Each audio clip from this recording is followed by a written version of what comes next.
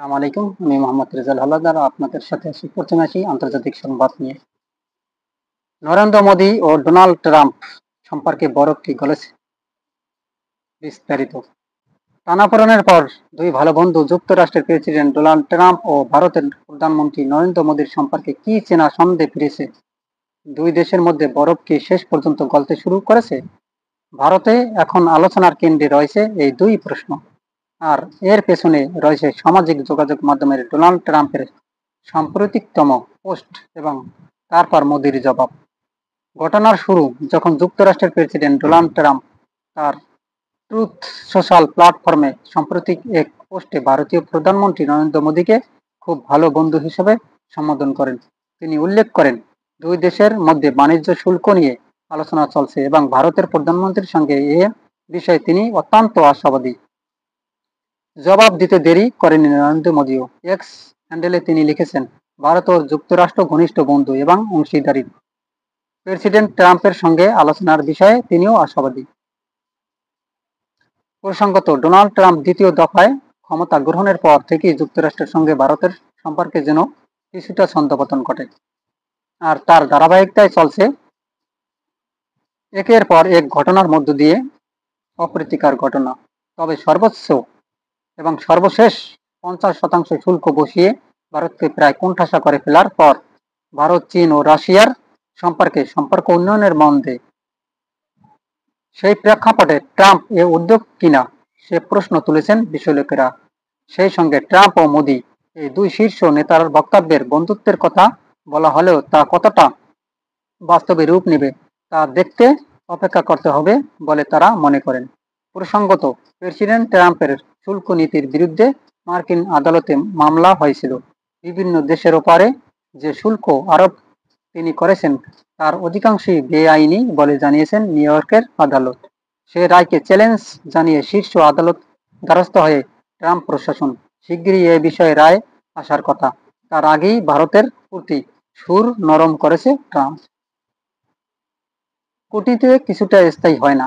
আন্তর্জাতিক সম্পর্ক বিশেষজ্ঞ উপমনু বসু মনে করেন, কূটনীতিতে কিছুই স্থায়ী নয়, না বন্ধুত্ব না শত্রুতা। তিনি বলেন, এর বড় উদাহরণ হলো গালওয়ানের ঘটনার পরও ভারত ও চীনের মধ্যে সম্প্রতি সমীকরণ। এই বিশেষজ্ঞ বলেন, কূটনীতি কিন্তু মেজার্ড আর্ট, অর্থাৎ মাপা পদক্ষেপ অর্থে, কিন্তু ট্রাম্প অন্য পদে হাঁটছেন। সেই কারণেই সমস্যা। শুধু ট্রাম্প প্রশাসনই ভারতের তরফ থেকে মার্কিন পণ্যে চড়া শুল্ক নিয়ে আপত্তি জানিয়েছেন তা তো নয়।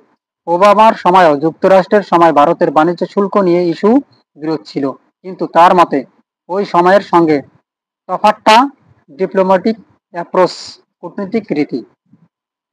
উপমনু বসু বলেন, ট্রাম্পের কূটনীতির অনেকটা ইনআর্টিকুলার ডিপ্লোম্যাসি, যেখানে বিভিন্ন বিষয়ে অস্পষ্টতা রাখা হয়, পেনালাইজ করার প্রবণতা থাকে, অনেকটা কোল্ড ওয়ারের মতো মনোভাব।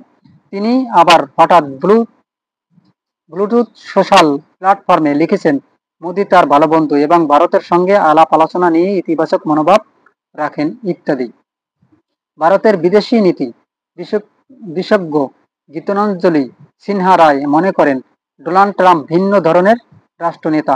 তাকে কিছুটা মূল ভিত্তিক মন মতো সিদ্ধান্ত নিতে দেখা গেছে এর আগে। তিনি বলেন, তবে তিনি ভারত বিরোধী নন। তাহলে ভারতের সঙ্গে সমস্ত ধরনের সম্পর্ক ছেদ করত যুক্তরাষ্ট্র। তা কিন্তু হয়নি, বরং মহাকাশ গবেষণা এবং প্রযুক্তিগত আদান প্রদানের বিষয়ে দুই দেশের একসঙ্গে কাজ করেছে। বরফ কি আসলে গলছে?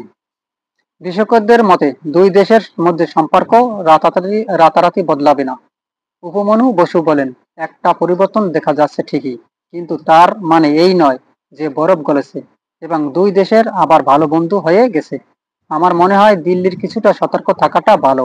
উপমনু বসু আরো বলেন, সতর্ক থাকার কারণে ট্রাম্প 2.0-তে দুই দেশের মধ্যে শত্রুতা দেখা গিয়েছে তা নয়। ট্রাম্পের পরও যুক্তরাষ্ট্রের সঙ্গে ভারতের সম্পর্ক থাকবে, যেমনটা তিনি ক্ষমতায় আসার আগে ছিল। কিন্তু ট্রাম্প প্রশাসনের মনোভাবের কারণে দুই দেশের মধ্যে স্থিতিশীলতায় যে প্রভাব পড়ছিল সেটা মানতে হবে। তিনি মনে করেন প্রভাব কিছুটা হলেও থাকার আশঙ্কা আছে। এই বিশেষজ্ঞরা কথায় একটা সোশ্যাল মিডিয়া পোস্টের কারণে সবকিছু ভুলে গিয়ে আগের সম্পর্ক হয়ে যাবে, এটা ভাবার কারণ নেই। একটা মিক্সড ব্যাগেজ সম্পর্কে মিশ্র প্রভাব বোঝাতে থাকবে। তিনি আরো বলেন, উদাহরণস্বরূপ ভারত বিকল্প হিসেবে অন্যান্য দেশের সঙ্গে বাণিজ্যিক সম্পর্কের কথা ভাবেন। যেভাবে কোণঠাসা করা হয়েছিল, তাতে ভারত অন্যান্য বিকল্প যে খুঁজবে সেটাই তো স্বাভাবিক। কেন এই পরিবর্তন? গীতাঞ্জলি সিনহা রায় বলেন, আমার মনে হয় প্রেসিডেন্ট ট্রাম্পের এই পরিবর্তন একটা বড় কারণ Shanghai cooperation organise SCO summit. সেখানে ভারত নিজের অবস্থান তুলে ধরেছে। অন্যদিকে যুক্তরাষ্ট্রের সঙ্গে শুল্ক নিয়ে টানাপোড়েনের মধ্যে রাশিয়া ও চীনের মধ্যে ভারত নিজেদের সম্পর্ক বজায় রেখেছে। তার মতে পাশাপাশি এসিও কিন্তু পেহেলগাম হামলার তীব্র নিন্দা করেছে এবং সেটাও পাকিস্তানের উপস্থিতিতে। এটাও একটা গুরুত্বপূর্ণ বিষয় যা আন্তর্জাতিক অঙ্গনে এটা বার্তা দেয়, কারণ পাকিস্তানের সঙ্গে যুক্তরাষ্ট্রের ভালো সম্পর্ক। প্রেসিডেন্ট ট্রাম্প যে যুদ্ধবিরতির মধ্যস্থতা করেছে সেই বিষয়ে সম্মতি জানিয়েছেন পাকিস্তান। তৃতীয় কারণ হিসাবে জাপানের কথা বলেছেন তিনি। গীতাঞ্জলি সিনহা রায়ের কথায়, ভারতের প্রধানমন্ত্রী কিন্তু চীনের যাওয়ার আগে জাপান সফরে গিয়েছেন। দ্বিপক্ষীয় সম্পর্ক ও অংশীদারিত্ব বেড়েছে। আবার জাপানের সঙ্গে যুক্তরাষ্ট্রের সামরিক জোট রয়েছে। জাপানের সঙ্গে যুক্তরাষ্ট্রের সামরিক জোট রয়েছে। কিন্তু তিনি আরো বলেন, এদিকে ভারত জাপানের অংশীদারিত্ব বাড়লে যুক্তরাষ্ট্রের সঙ্গে সাপ্লাই চেইন ওপর প্রভাব পড়বে। আগে জে আই মানে জাপান, আমেরিকা, ইন্ডিয়া বলা হতো, এখন জে আই হবে। এ বিষয়ে কিন্তু ট্রাম্প প্রশাসনকেও বোঝে। পাশাপাশি চীনও একটা কারণ বলে মনে করেন তিনি। এ বিশেষজ্ঞের কথায়, ভারত চীন নৈকট্য যুক্তরাষ্ট্রের পক্ষে ভালো নয়, এটা মার্কিন কর্মকর্তাদের বলতে শোনা গেছে।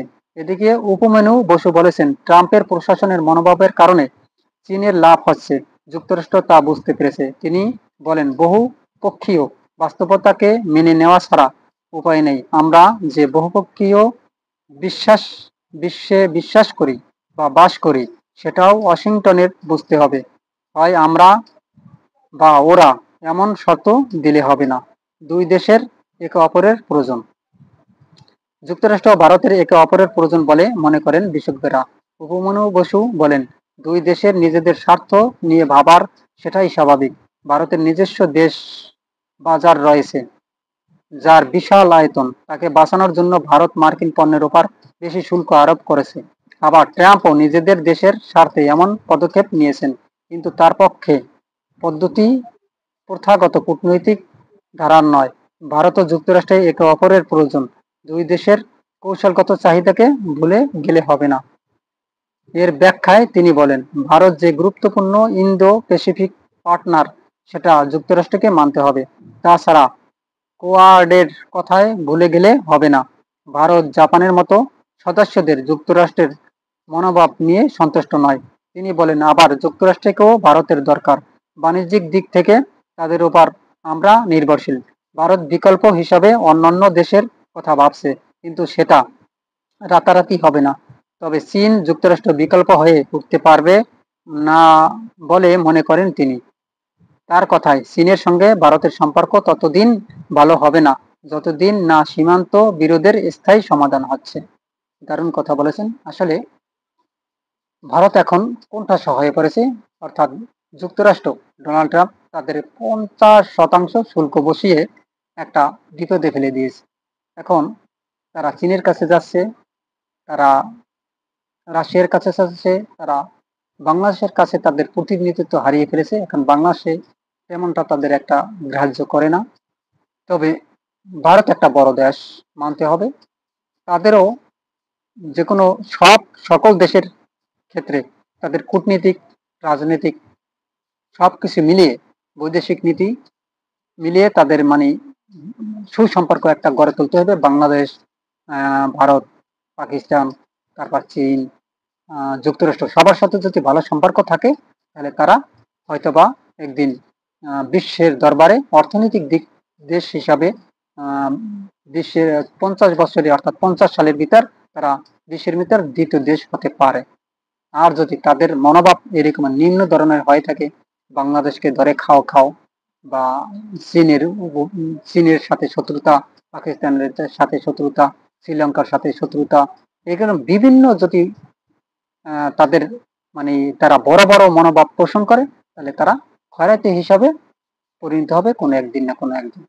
তা প্রমাণিত হবে আমার কথায় না, এই সম্পূর্ণ মিডিয়াগুলো আমরা বিশ্লেষণ করে দেখেছি এবং এই খবরগুলো আমরা বিশ্লেষণ করলাম।